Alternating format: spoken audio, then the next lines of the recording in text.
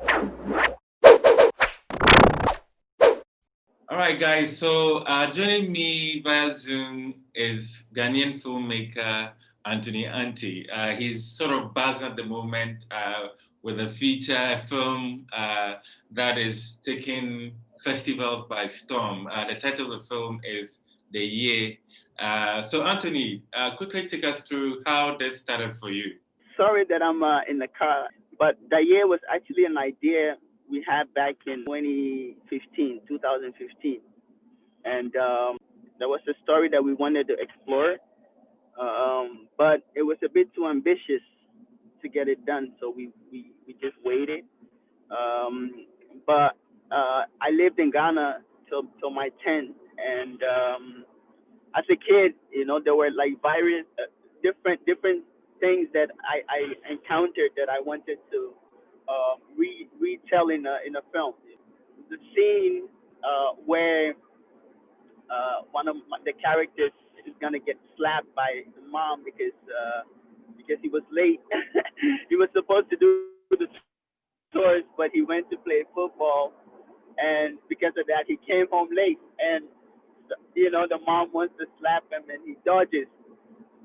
And you don't dodge a slap, And as of then, he has to run from home so that the mom could calm down. So this was like it's something that I encountered, and I wanted to do something with that. And then the other part was being younger. I encountered myself with adults. I felt comfortable because I was rapping and like an active kid with all kinds of talent, so that a lot of adults were backing me up. But later I figured I came in situations where my innocence came into danger. That was another theme that we wanted to explore. So having things happen, we wanted to joint it. So then we created a story about a kid that runs away from home because he came home late, and then the journey continues. So that's how that year came to life. It started from a personal experience, and then we created a story around it. So we've seen the premise of the movie. So what do you think it is about this movie that is sort of receiving all these rave reviews that it's getting? Wow, I don't know. I think that we have a great team. We had a great team because the film is made by a few, like 5 people, and then my family in Ghana actually. So it's like a family movie, and finding this amazing cast, these Matilda and Prince and Guy, and I think everybody on set. Everybody on set was there for the love of the project, and it shows. I think so. I think the authenticity and the freshness, and it has a lot of heart. I hope because we put a lot of heart in it, and I think maybe that's why it's successful. But that's something you can never know. So did it come out as a school project? Because I've noticed that you received some award, the BAFTA LA Student Academy Award. So tell us about that process and how the nomination came about. I graduated in 2019 with YIE, actually. So it was my graduation film. But because we produced it ourselves, it took a while to finish the film. Even though we shot it back in 2017, and then it took us a while to finish it. So I graduated it in 2019, and then the film was released in 2020. I think the school can send films to the academy, but YIE had won a few prizes which made it eligible to be considered for the BAFTA Student Award. So that's how it got there, because it's my graduation film. Talking about eligibility, there's also some bars that you're also eligible for the Academy Award. How is the process like if you should go for it, and what are your hopes with that? First, we never really thought to even be mentioned next to Oscars or Buzz or whatever. So for us, it hasn't happened yet. So we keep our 2 feet on the ground. Um, but the process is, the film started off in Clermont-Ferrand, which is an Oscar qualifying festival, and it won the Grand Prix there. And by winning that, so it made us, we were qualified to be considered. And as of then is when um, there were like little glimpse of hope of like maybe we could go to the Oscars, and it's still little glimpse of hope. But I mean, it would be awesome, of course, like uh, wow, that would be amazing. But if it doesn't happen, of course, life goes on. But it will be great to see how far. I mean, it will be starting from a city in Ghana, Medina, to the Oscars. That would be great. That would be crazy. Yeah. Right.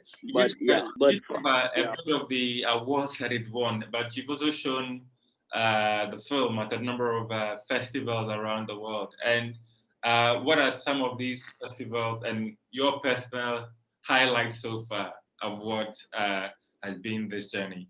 I think it's Clermont-Ferrand. For me, for sure. I mean, all the prizes are great, of course. But Clermont, had a little extra to it because 6 years ago, my first film, which was also in Ghana, Kweku, was selected for Clermont, but it was like an outside competition. But it was selected, and I was invited, and it was so amazing seeing African films also being played. And yeah, we were like, it was really nice, just being there and people coming to like a lot, hundreds of people coming to see your film.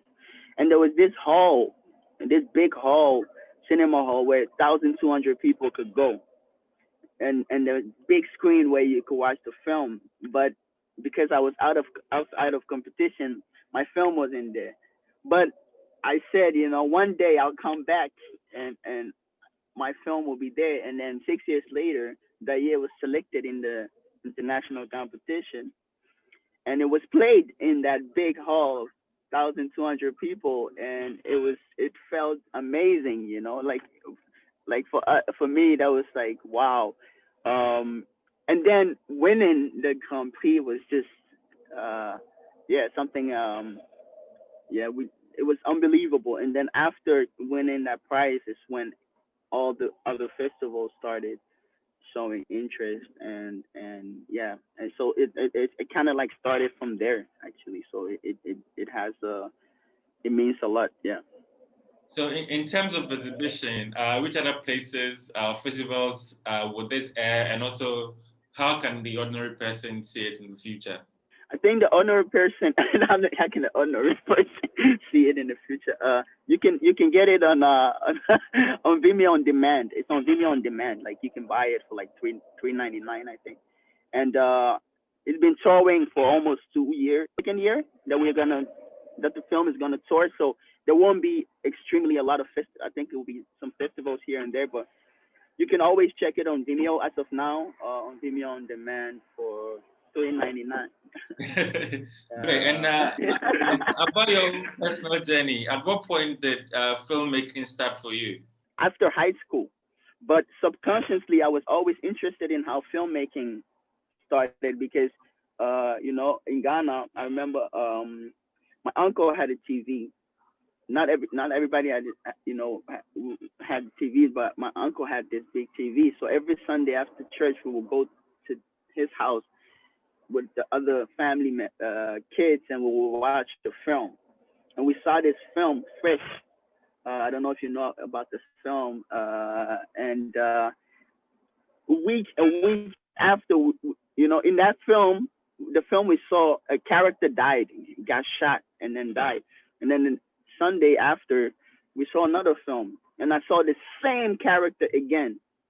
So I was confused. I was like, no, no, no, no, this is not happening, you know. So I went to my uncle and I told him like, how, like, and then he broke down that film was not real, you know. It was like, you know, it was, you could make whatever you want to, and it was staged, and then so a new world kind of opened up. But it wasn't like I started taking a camera and filming, you know. It was after I just studied science, and in my last year, we were gonna go on a field trip, but it didn't go through. So there was this creative bus that came to our school, and you could do like photography, videography, and so forth. And I did photography and videography, and the guy that was organizing the thing, after at the end you had to do like a short film, and I did a short film of like I think 2 minutes, and he was like, yeah, we've been doing it for a while, and this is like one of the best short films we've seen. Maybe you should do something with film. And I was like, yeah, I mean, I've always, you know, been interested. So, and then after that, that's when I applied for film school. I had nothing to do with film, but I got accepted, and then voila, I graduated in 2019. Right. I mean, now you graduated, you are making films that are winning awards. And what is the future like for you in your film making career in general, and maybe specifically also with Ghana, if we should look forward to something?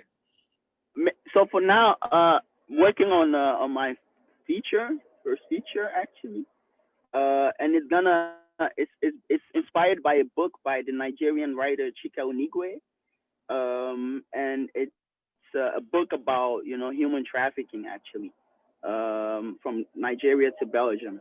The film would take place mostly in Belgium and Italy, and then everything I do is with the co-writer Chingiz Karibekov, who I always collaborated with. He's from Kazakhstan, and so, you know, we have a lot of ideas that we want to explore also in Kazakhstan, in Ghana, in Belgium.